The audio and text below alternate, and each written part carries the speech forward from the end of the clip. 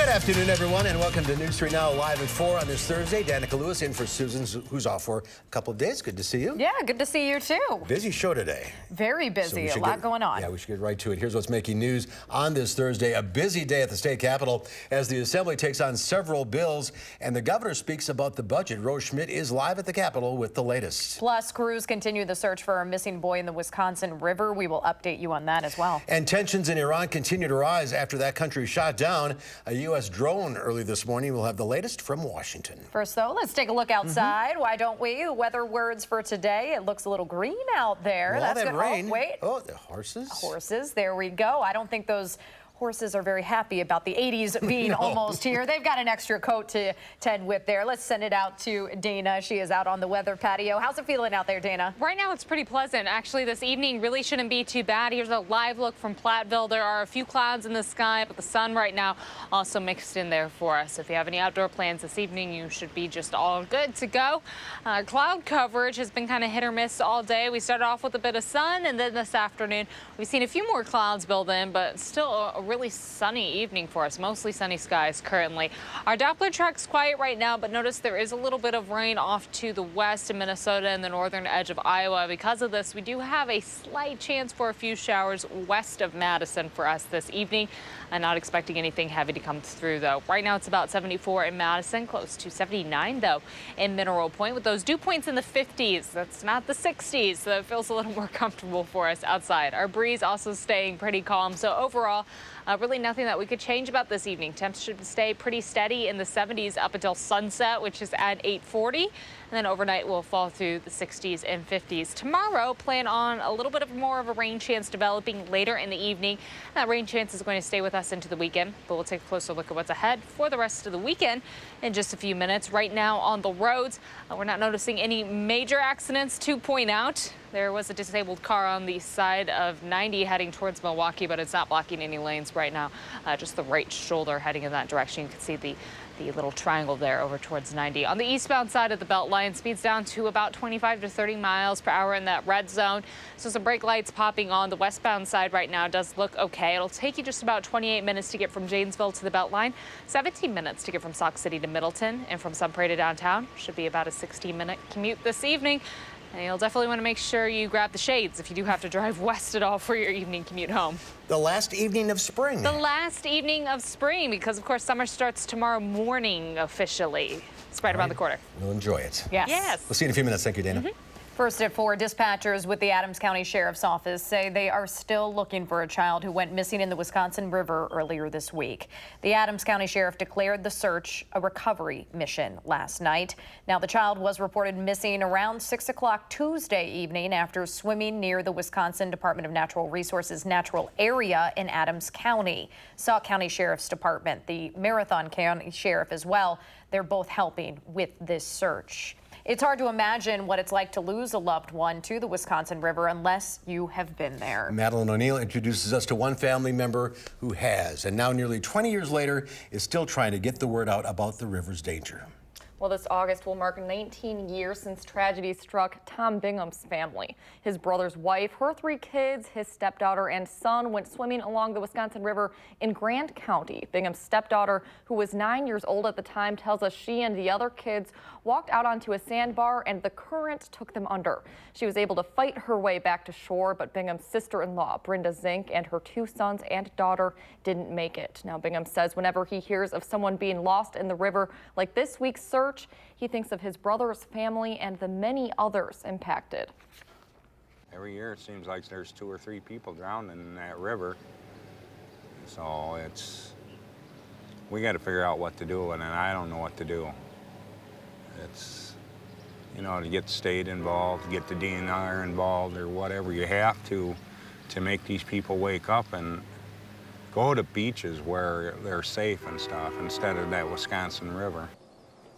Bingham says he'd like the state to make a greater effort warning about the dangers of the river. And no matter what, if you're going to go in the river, he stresses, always wear a life jacket. Yeah, that is good advice. It is a dangerous river. Super dangerous. No matter how good of a swimmer you are. Yeah, absolutely. All right, Maddie, thank you. You're welcome. The Department of Transportation has released new video showing the moment a semi exploded on the interstate in Racine County. You can see here in the distance when the crash caused that fiery explosion. 2 truck drivers died Wednesday as a result of that crash. One semi was headed southbound and hit a construction barrier, overcorrected, and then crashed into a median. The other swerved to avoid that truck and ended up off the highway. The 40-year-old driver of that semi is being called a hero for potentially saving other lives. Governor Tony Evers is not saying whether he will veto the GOP-crafted budget plan. There are questions about whether there's enough support in the Senate to pass the document next week. Rose Schmidt is live at the Capitol with the latest. Rose. Yes, well, 2 Republican senators have publicly said this week that they plan to vote no on the GOP-crafted budget plan, meaning there's not a lot of wiggle room. Ahead of the Assembly floor session today, Assembly Speaker Robin Vos told reporters that he won't make substantial changes to the document in an effort to win over Senator David Craig and Senator Steve Noss, who both voiced their opposition to the plan because it spends too much. With those 2 Republicans opposed, the Senate can't afford to have another GOP senator vote no next week. Republican leaders say they're confident in the budget that they created, and they're urging Governor Evers to sign it. But Evers, at a news conference today, wouldn't explain his plans to do that. We still don't know what the entire budget is. It sounds like the Senate is having problems. So once we know what the budget is, then I'll be able to answer that question. If he has to only use liberal solutions to get it through a Republican legislature, it's just not going to happen. So we feel this is a reasonable compromise that achieves his goals but also sticks to our principles, and I think that's why in the end he should sign it. Speaker Vos says his caucus may make small changes to the budget to clarify that only the full legislature, not just the budget committee, could impose a per-mile fee on drivers and reduce property taxes further. Now, I also did speak to Senator Dewey Strobel today, who he's a key Republican senator who voted against the Republican transportation plan in committee, but he talked to me today about why he does support the budget as a whole, unlike some of his Senate colleagues. We'll hear from him on News 3 now at 5. All right, Rose Schmidt reporting live at the Capitol for us. Thank you, Rose. And Governor Evers is expected to veto a package of abortion bills. During a rally at the Capitol Rotunda, Senate President Roger Roth and Speaker Robin Vos signed the cover of the package this afternoon. One of the bills addresses the extremely rare occurrence in which a baby is born alive during an abortion attempt. The legislation would impose criminal penalties on doctors who fail to give medical attention.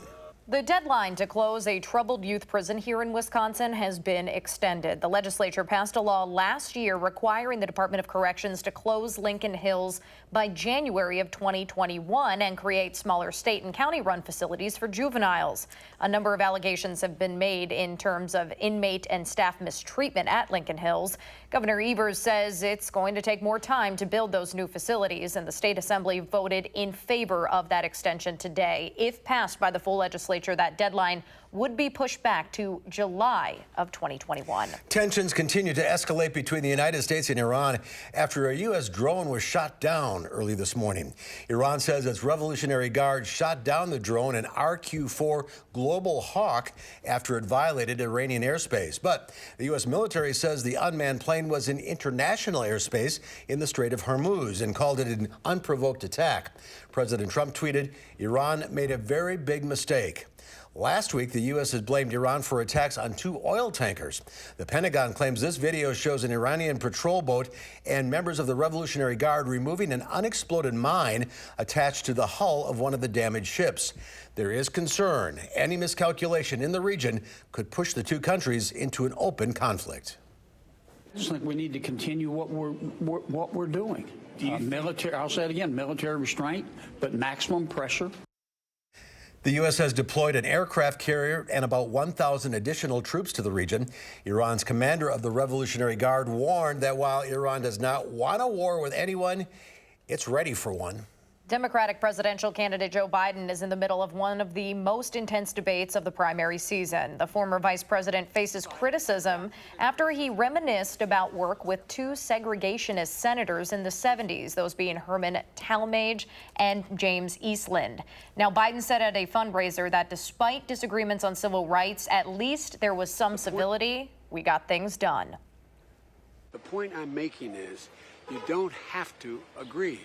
You don't have to like the people in terms of their views, but you just simply make the case and you beat them.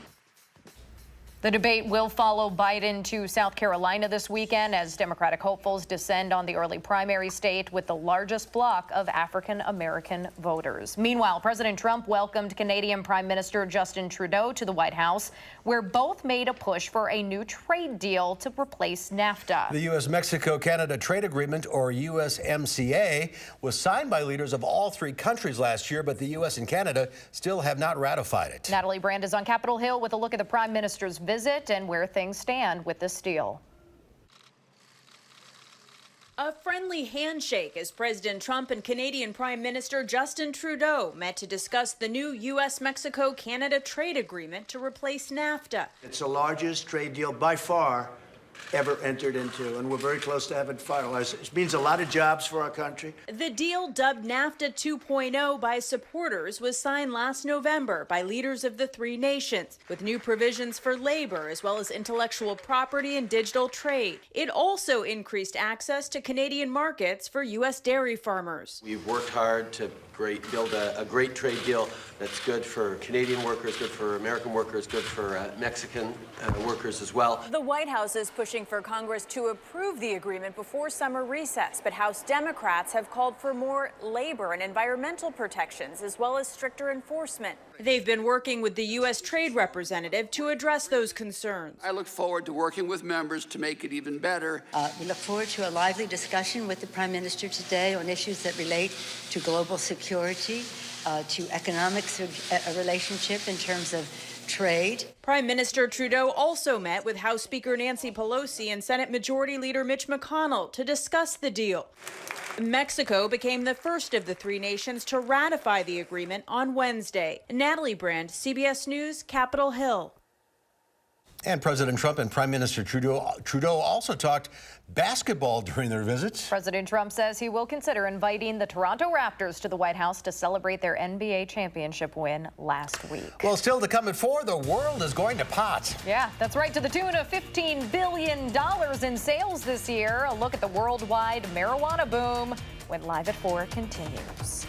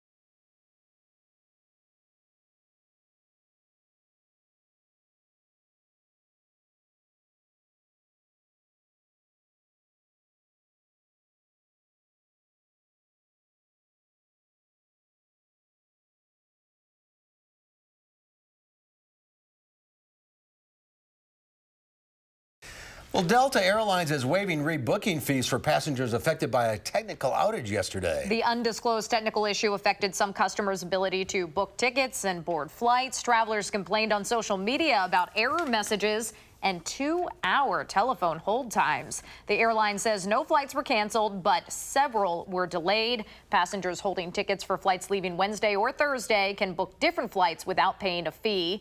They can also cancel their flights for a credit equal to the original purchase price of the ticket. Cannabis sales are going up worldwide. That's due in part to Canada legalizing marijuana. Internationally, cannabis sales could hit $15 billion this year, according to industry insiders, up 36% from 2018. That does include the sale of CBD-based pharmaceuticals, revenue from medical and recreational dispensaries, hemp-driven products, and non-psychoactive CBD. Stocks closed higher as investors bet on an interest rate cut by the Federal Reserve. The Dow Industrials closed up 249 points, closing at 26,753. The NASDAQ Composite Index added 64, and the S&P 500 gained 27 for a record-setting close. Well, it is almost the weekend in the 608. And here with a look at what's going on in the area is News 3 Now contributor Emmy Fink. Hi there. Hi, Emmy. Hi, guys. It's good to see you. Not too shabby, not too shabby. We start with some tunes. We do, and about 400 performers, Just a if you few. can believe that. I love this event. Yeah. This is so cool. It starts at 9 a.m. tomorrow. Make Music Madison, part of a worldwide celebration of music, of course, on summer solstice. 400 performances, over 100 locations, and musicians are going to play in parks, businesses, restaurants, you name it. Really, anyone who will accept some music that day, they'll take Set 'em you. up.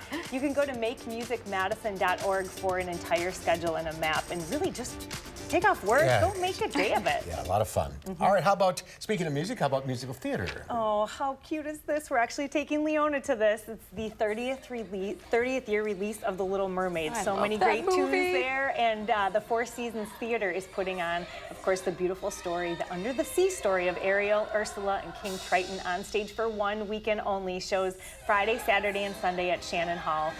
Friday and Saturday at 7:30, Sunday at 2 o'clock. In the Memorial Union. Exactly, yep. Okay. I believe Michael Bruno is going to give us an inside look at that tomorrow, absolutely. too. We'll So go- that's good. I should have news. maybe watched the look before buying the tickets to No, make sure it I'm was sure good. it'll be all good. It'll be great. So from good music to some laughs, too. Well, this is pretty cool. So Madison Comedy Week does close up. This is the final weekend for that, and you can still have time to see lots of great stuff. So there's comic showcases at Nomad World Pub, Glass Nickel Pizza on Atwood Avenue and Winnebago, and the Fair Trade Coffee House going on Friday through Sunday. Lots of fun, lots of laughs. And more music. Well, for this one, this is the High Noon Saloon reliving the Lilith Fair. That I think it was 1997 that Sarah McLachlan got that going. So it's a woman-led music festival, Lilith Fair, on Saturday evening. They're going to have more than 24 Wisconsin-based female-led bands playing music, of course, of Sarah McLachlan, Bonnie Raitt, and there was one other one, Paula Cole. Lots of great stuff, and of course all the money goes to charity, which is so wonderful. It is. I didn't know there were that many women-led bands in the state. Look at That's that. impressive. Some serious lady power. You got Exactly. some quick hits here? Well, Oregon has their big summer festival. Sauk City is doing a summer solstice fair, and Sausage Fest is going on in Monona. So lots of good things if you want to get out to the suburbs. And actually, ATP has 12th night. Of course, the open air theater out there. So First weekend of summer. Yeah. Get out and that's enjoy what we it. wait for all year long. People, Absolutely. it's here. Go enjoy it. All right, Amy, thank you. Thanks, guys. Get this month's Madison Magazine for all the best in the Madison area. Still to come at 4, some possible storms are in Dana's first alert forecast for the weekend. Hopefully nothing like the severe weather outbreak down south. A look at the damage when Live at 4 continues.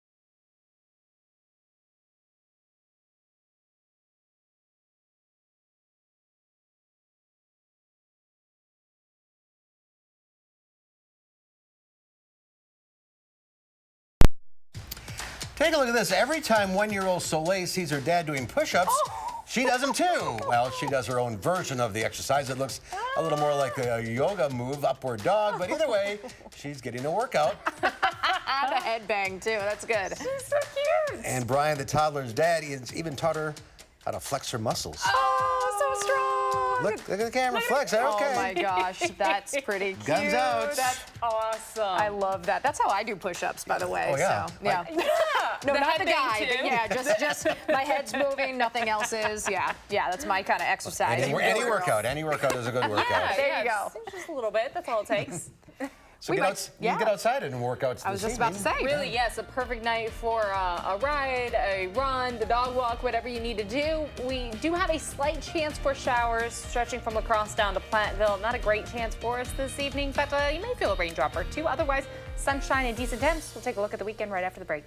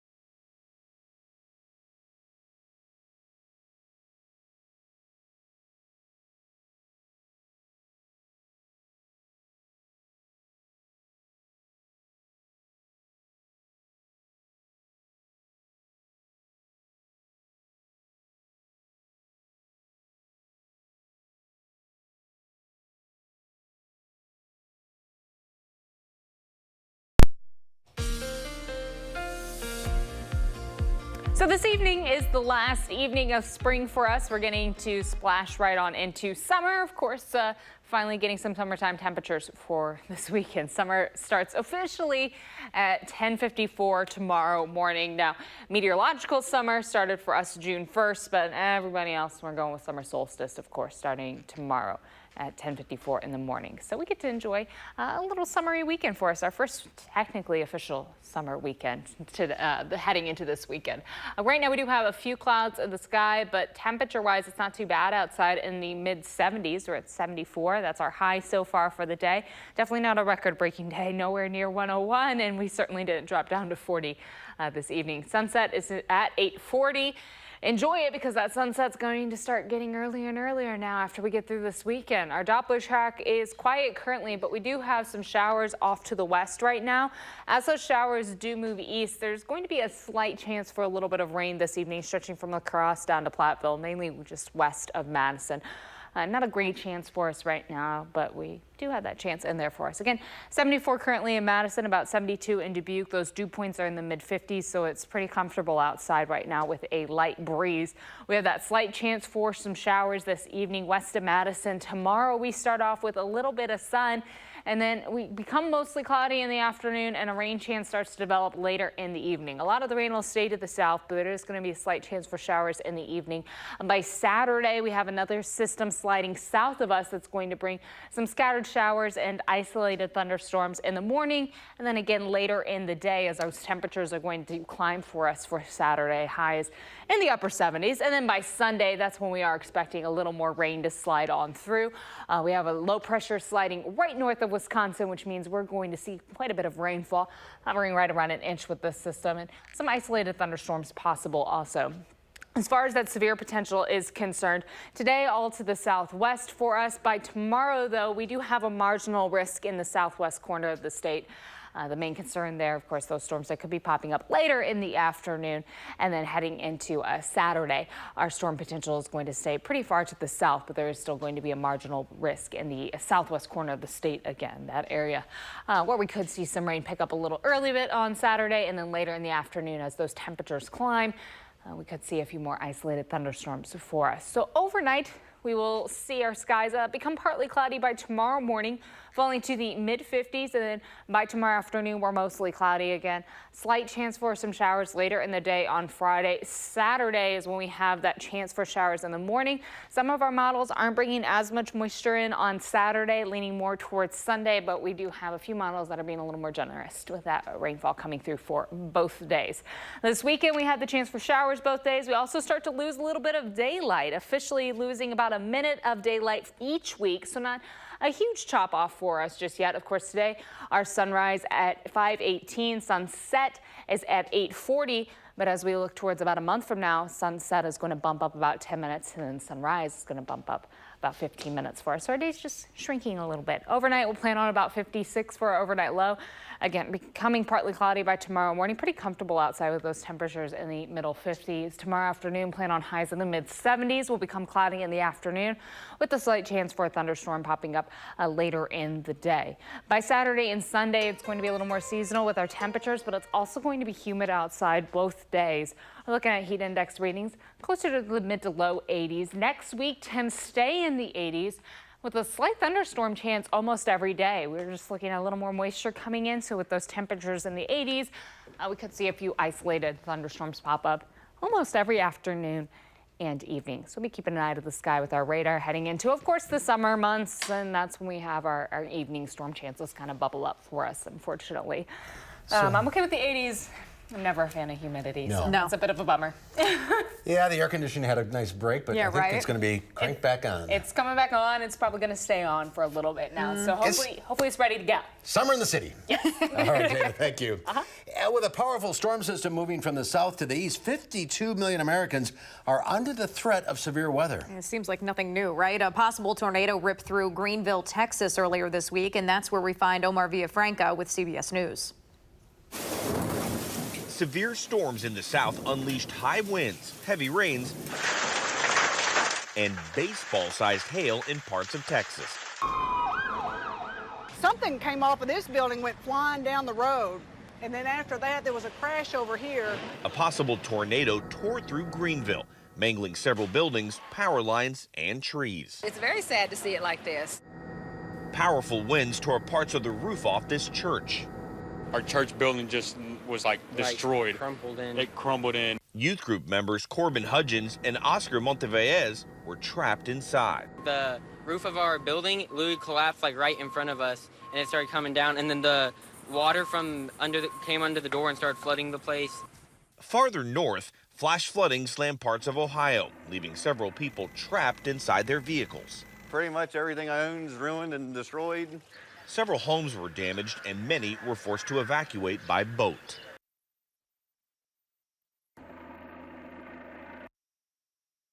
Wow. All right. There have been severe weather in Texas. That is every day since last Friday. Severe weather is possible from Alabama to New Jersey through the weekend. Luckily, we've been spared pretty much this season. We've really been pretty lucky so far. Pretty cool. That too. Takes the threat of that away. Well, still to come at 4, it's been touted as a home of the future. Yeah, the team that created it says this is going to change everything about that industry. We'll find out what makes the home so futuristic when Live at 4 continues.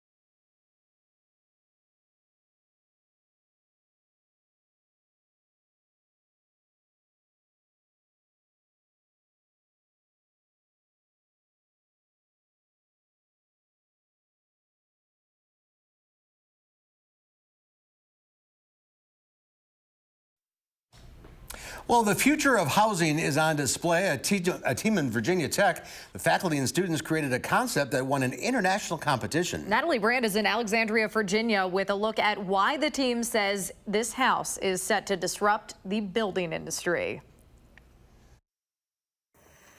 This is absolutely the house of the future. And it's called Future House, an endeavor that's been 2 decades in the making by a team of faculty and students at Virginia Tech. We'd start with a kitchen, and we'd make it smart. We'd start with a bathroom, and we'd make it smart. We search for ideas that really work. Last November, Joseph Wheeler of Virginia Tech Center for Design Research and his team submitted their ideas to Dubai's Solar Decathlon competition for the best sustainable solar-powered smart home. The lone American team took the top prize. Now the team wants to take their ideas to market to change the way homes are built for the average consumer. This house was designed to be able to be made in a factory setting. We have a lot of technology built into this house so that it can meet the needs of the person who lives in it. There's walls that move, there's vanity tops, cabinetry, toilets, etc. They all actuate up and down to adjust to little toddlers, to tall people, to grandma, etc. It's almost like building a house with Legos, right? But sophisticated Legos. Virginia's Dominion Energy helped sponsor the project. It's going to drive lower carbon emissions, right? You have solar on the rooftop, energy storage using batteries in the home. It recycles water. The base model is a 900 square foot one-bedroom home, but homeowners would have the ability to add or remove bedrooms as their family grows or shrinks. Natalie Brand, CBS News, Alexandria, Virginia.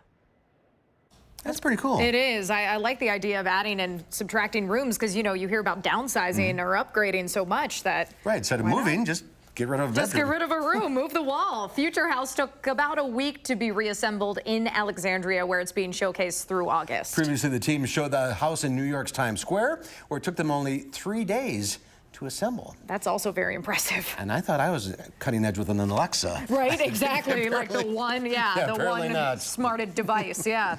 Oh, still to come at 4, he used to be the voice of UW hockey team. Now he's using his voice in the fight against Alzheimer's. Sportscaster Paul Braun joins us next to talk about this weekend's Birdies for Health fundraiser taking place at the American Family Golf Tournament. That's when Live at 4 continues.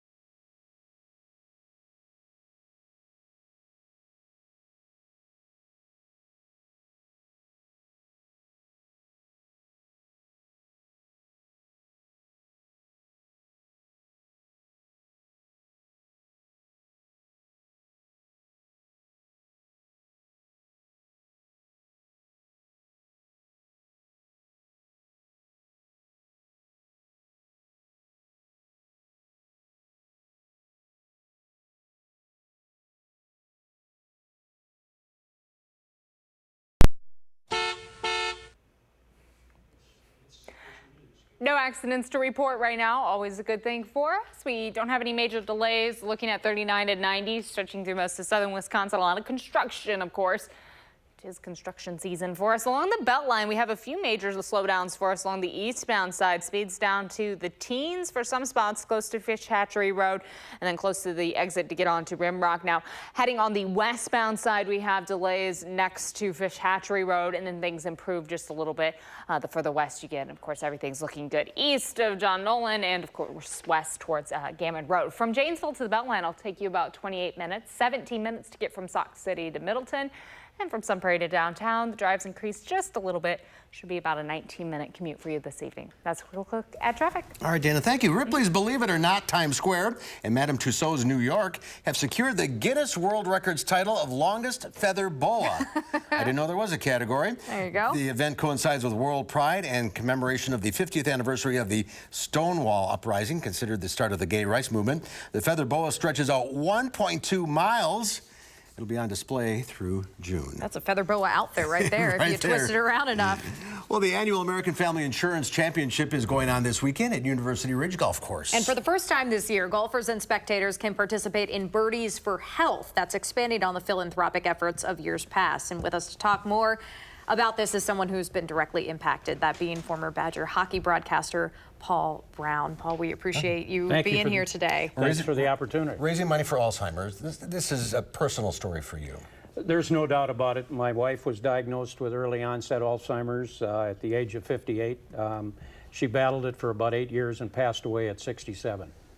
You said that you told us during the commercial that you don't understand this, you really can't unless you've gone through it. But is there something when people ask you about your experience that you tell them to try to get them a little closer? Sure, you got to pay attention. A lot of people don't like to talk about the disease. I think there's a stigma involved with it. And in Karen's case, I started seeing some things that didn't make any sense. And you do the investigation. There's 7 stages of the disease. There's 10 warning signs. And all of a sudden it became apparent that there was an issue, and also there was a family situation where a couple of other members of her immediate family had had the disease. What kind of toll does this take, emotionally, economically? Well, in my case, I don't mind sharing it. Karen was in a facility for 28 months, and that's 3 years ago. The costs were about $185,000. Wow. And it's not only the financial part of it, emotionally, mentally, and physically. It's an unbelievable burden on any family that goes through that experience. She doesn't recognize you, doesn't know who at the end? Actually, about the last 3-4 weeks that she was alive, she had another illness. She had to be quarantined in her room. Everybody that came in had to wear a mask and a gown, and all she said is Paul coming? And I was sitting there, and she might ask you 20, 30 times that day while you were there, is Paul coming? I'd say, KK, I'm here. That kind of thing, and she'd go, that's nice. She'd ask the help if they could be Paul. Basically, their last 3-4 weeks were like that. So taking this really awful experience of your life and turning it into maybe something positive for other families, can you talk a little bit about what's going on this weekend? Well, it's the only way I know how to fight back, and Dennis Tiziani and myself do a radio show called Talking Golf with Steve Stricker. And the Birdies for Health is not a unique concept that goes on at other tournaments around the country. We approached American Family Insurance a couple of years ago and asked them if we could do it. It took a couple of years to get approval. We got it started last year, and it was Birdie for Alzheimer's last year. This year, they've added 4 other aspects of health, and people can pledge, and depending on what their interest is, they can pledge to that individual one or pledge to several of them at the same time, and it's based on birdies in the tournament, or you can just make a general donation as well. But give people an idea, last year there was 899 birdies in the tournament. Okay, keep that in mind. Right. So if you pledged a dime a birdie, it'd be $89. And I know somebody last year, it was as little as a nickel, and somebody as high as $5 a birdie. So, but it all goes, 100% of it goes back to the university. Well, that is incredible. Yeah. And you go around and you give talks, and this is a disease that's growing. I mean, we're going to see more and more of this. Well, the projections are, and this is what scares me, by 2050 they're projecting that 14 to 15 million people could have the disease. You put that into perspective and try and get an image of what that is. You take New York City, Los Angeles, California, and Chicago, Illinois, top 3 cities in the United States. basically 9 out of 10 people in all 3 of those cities could have the disease. In Wisconsin, 112,000 people have officially been diagnosed with it. We know there's more people that have it. And to think about that, Lambeau Field and Miller Park would be full, and 9 out of 10 of the people in both those stadiums would have the disease. Do we know what causes it? No, they're working on a lot of different things. I'm not medically an expert in terms of being able to tell you specifically what it is, but I do know that the University of Wisconsin, the Alzheimer's and Dementia Research Centers at UW Hospital is one of the premier facilities in the country, led by Sanjay Asana, and they're doing everything they can to find a cure. Is there for you an inkling of hope that you hold on to as far as the developments in this all goes, or? Absolutely, because everybody that's watching this program or in the sound of the voice, I hope you never have to deal with the disease, because it truly is devastating, and the ramifications of it in a lot of different ways in terms of facilities, healthcare workers, medical people, all of that in addition to the costs and those kind of things. Truly, if it does go to 14 million people in the future, it has the makings of potentially being the #1 health issue in the world in terms of this, simply because of all the things that are going on. So, and to people that aren't even involved in it, this is what scares me, honestly, is the fact that, and I hope you never have anyone in your family that's involved with the disease, but the bottom line is somebody's going to have to pay for this, and that's going to involve people that don't even have anyone that's involved with Alzheimer's. Scary. Yeah, support it now. How Exactly. are you doing otherwise? I've long-time viewers. You've been around forever, almost as long as me. Yeah, we talked before we went on the air. 42 years, that's the exact amount of years I did Badger hockey. Wow. So, and you doing well?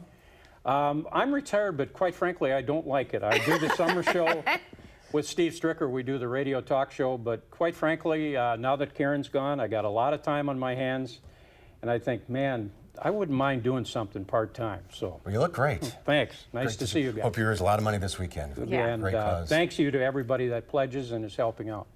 Yeah, thank you for everything you do. Go online to do this, or how do you pledge? Yeah, just go to birdiesforhealth.org. Literally, it takes about a minute to sign up. All right, sign up, It's folks. very simple. Yep. All Let's right. do it. Paul, good to see you. And to you, too. All right. Nice to see you. It was so nice to meet you. Take care. We'll be right back with a final check of your forecast. 42 years.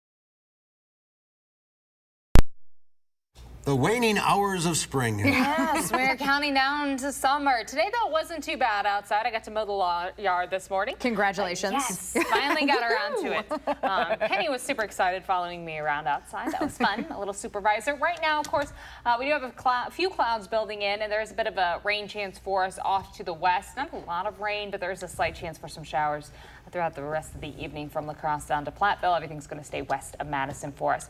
We're at about 74 in Madison, close to 77 right now in Mineral Point. So it actually feels pretty comfortable outside since our dew points are in the 50s. They'll hold pretty steady for us with a light breeze. Also, if you do have any outdoor plans this evening, you should be all good to go because those temperatures are going to stay in the 70s for a little longer. And then we cool down in the 60s overnight. Of course, sunset tonight at 8:40, and then starting this weekend, we start to shave off a little bit of time each day with our sunlight hours. The day's getting shorter. The day's getting shorter. Winter's around the corner. Oh, come on. I'm holding on to summer as long as I can. Come on. We haven't had summer yet. I know, it's just starting. It's right there. So, yes, 80s by the weekend. I know a lot of folks excited. Pool weather, just outdoors weather in general. It'll be nice, but that just means the AC might be kicked on a little more. Yeah. Summer right on cue. Yep, right on cue. All right. There you go. Tomorrow here on Live Before, our news hounds, Lola and Louie, have the top animal stories of the week. And our Michael Bruno will go backstage at Four Seasons production of The Little Mermaid. We'll be right back.